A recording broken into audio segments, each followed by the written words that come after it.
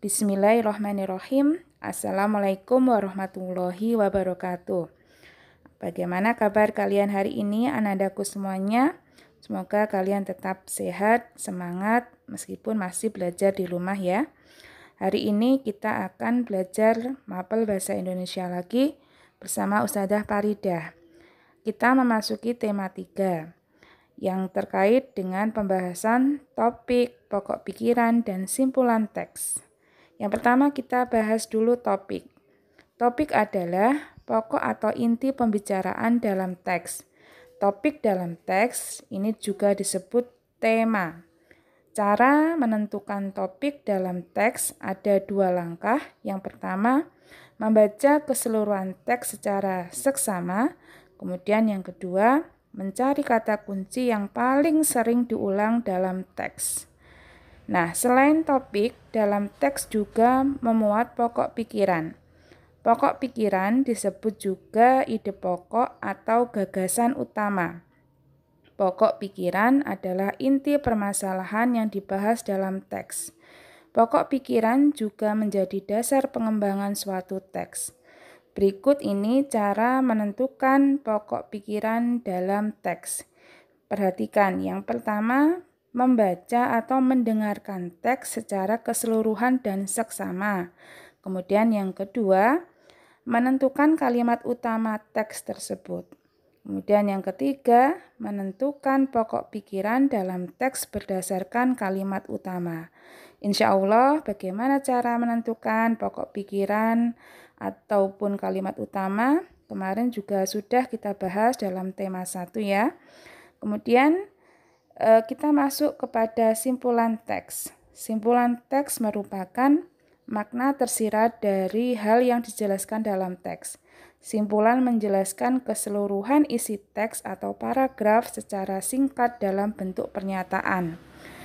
Ini adalah langkah-langkah menyimpulkan teks, yaitu yang pertama, membaca keseluruhan isi teks. Kemudian yang kedua, menentukan pokok pikiran atau informasi penting dari teks. Kemudian yang ketiga, memberi tanggapan atau pernyataan yang berkaitan dengan pokok pikiran yang telah ditentukan. Nah, anandaku, bagi kalian yang sudah mempunyai buku bahasa Indonesia, silakan buka buku paket kalian halaman 47. Di situ ada sebuah paragraf yang berjudul Charles Babbage, Bapak Komputer. Charles Babbage adalah salah satu ilmuwan dunia yang tercatat sebagai penemu komputer pertama. Ia terkenal dengan julukan Bapak Komputer atas jasa-jasanya dalam menemukan cikal bakal komputer.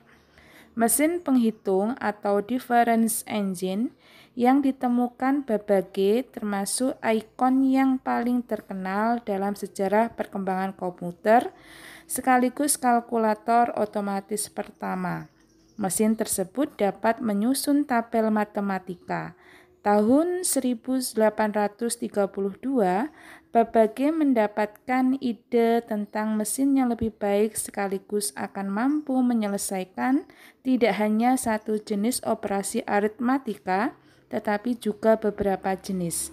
Mesin ini dinamakan analytical engine.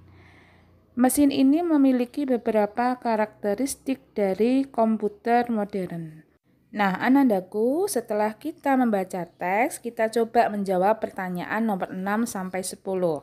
Nomor 6.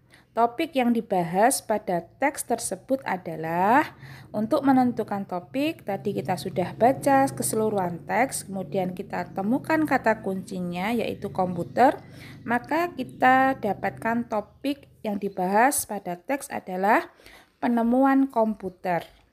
Ya, kemudian lanjut ke nomor 7.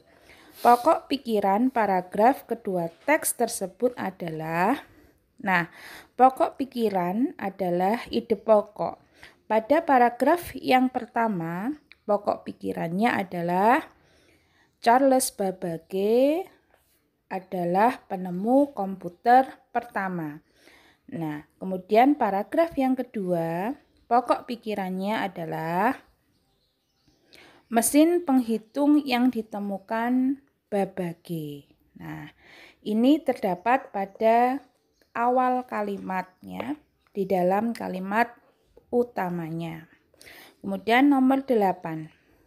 Kalimat utama paragraf pertama teks tersebut adalah, kalimat utama kebetulan pada paragraf yang pertama ini terletak di awal kalimat. Kalau kita ditanya kalimat utama, maka kita kutip utuh kalimat tersebut, yaitu Charles Babbage adalah salah satu ilmuwan dunia yang tercatat sebagai penemu komputer pertama. Kemudian masuk nomor 9, simpulan teks tersebut adalah, simpulan adalah gabungan dari dua paragraf ini kita jadikan satu pernyataan akhir. Simpulannya adalah Charles Babbage adalah penemu komputer pertama, yaitu mesin penghitung yang termasuk ikon yang paling terkenal dalam perkembangan sejarah komputer. Nah, ini simpulannya. Kemudian nomor 10. Fungsi komputer bagi kehidupan diantaranya, yaitu yang pertama, kita tahu satu sebagai sarana mempermudah pekerjaan, yang kedua sarana komunikasi, kemudian pendidikan, informasi, dan hiburan. Nah, itu anandaku jawaban dari soal nomor 6 sampai 10. Kemudian kalian salin di buku kalian. Boleh di buku paket langsung atau bagi yang belum punya buku silakan disalin di buku tulis kalian masing-masing. Nah, itu saja tugas hari ini dan materi hari ini. Sekian dari Ustazah. Wassalamualaikum warahmatullahi wabarakatuh.